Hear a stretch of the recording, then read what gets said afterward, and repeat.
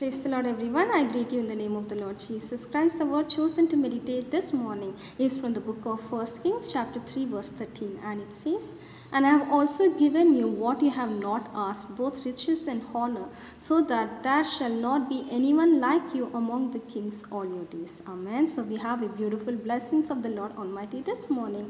And this particular blessing was given to King Solomon when the Lord himself was pleased by the request asked by the king. Amen. As we look into the background and the story of this particular verse, we see that the Lord appeared to King Solomon in a dream asking for a blessing, and in response to the request of the Lord, King Solomon asked for an understanding heart to rule the nation of Israel. Amen. He couldn't ask selfishly something for his riches and glory. He couldn't ask something, a blessing for his family or for himself, but he didn't do anything but just ask God, give me an understanding heart to rule the nation which you have given me. Amen. Even in this morning time, let us all examine our prayer life. If God, the Lord Almighty, come and ask us anything, are our wishes, are our requests to the Lord selfish? Are we asking something for our neighbors? Are we asking anything burdenly for our nation? Are we truly praying with a burden, loving and caring others? Amen. Even in this morning time, the Lord is saying that just pray for others, just love others, let's just care for others, and the Lord is going to bless you with what you have not asked. Amen. Let us all thank God for the beautiful word of counseling He's given us this morning and pray.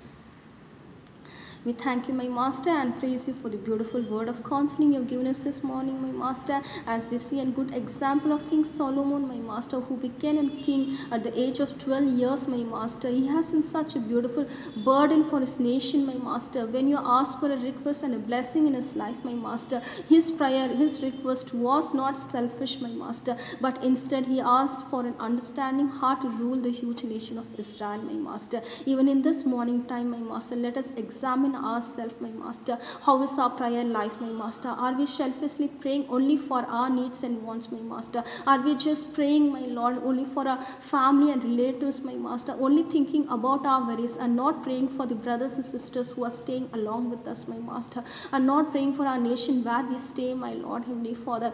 Right now, my Master, as we pray, my Lord, Heavenly Father, give us a burden, my Master, so that we can pray for others, my Master, and you're always there to listen to our prayers, my Master. See that our prayer requests, my Master, be pleasing to you, my Master, so that you can bless us as King Solomon, my Master, not only for what we ask, my Master, but give us for whatever we are not asked, my Lord, Heavenly Father. I thank